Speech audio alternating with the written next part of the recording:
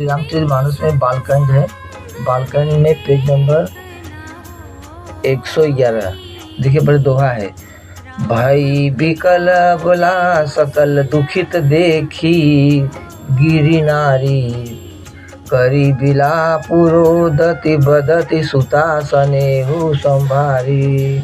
अर्थात हिमाचल की स्त्री मैना अर्थात उनकी पत्नी को बड़ा दुख देखकर सारी स्त्रियां व्याकुल हो गई।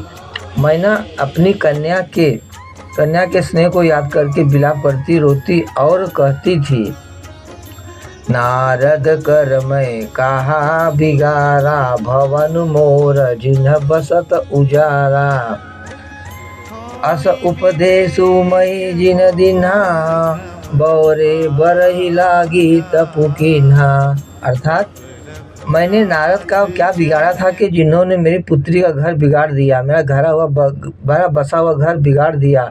उन्हें क्या जरूरत है ऐसे अगुवाई करने की कि जो वर न सही हो। तो ऐसे लोगों से मुझे बहुत नफरत होती है। मतलब आपने किसी को कोई आपकी कन्या का विवाह करवा रहा है, वह वर बराबर नहीं है कन्या के लिए, तो आप उसको 50 गालियाँ देती हैं। इसी तरह नारद को भी उनका पार्वती माता खूब गाली दे रही हैं और कर रही हैं कि मैंने क्या बिगाड़ा था आपका कि आपने मेरा घर बिगाड़ दिया, मेरी पुत्री का विवाह अच्छे से नहीं कराया। ऐसा उपदेश दिया जिससे बावले करने के लिए तब किया था। क्या मेरी पार्वती ने इसीलिए इतना तब किया था उस बावले से विवाह करने के लिए? एक कैसा शिव शंकर भगवान है जिसे आप कहते हैं अच्छा वर है मेरी पुत्री के लिए। साचे हो न के मोहन माया, उदासीन धनु धाम न जाया।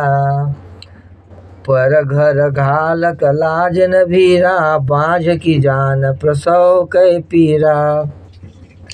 सचमुच उनके न किसी का मुंह है, न माया है, न उनके धन है, न घर है और न स्त्री ही है।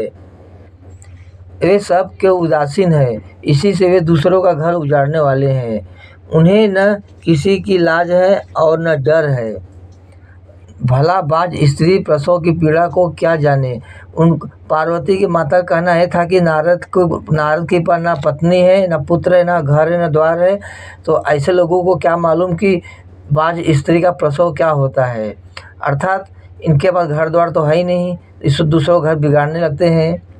आगे चलते हैं।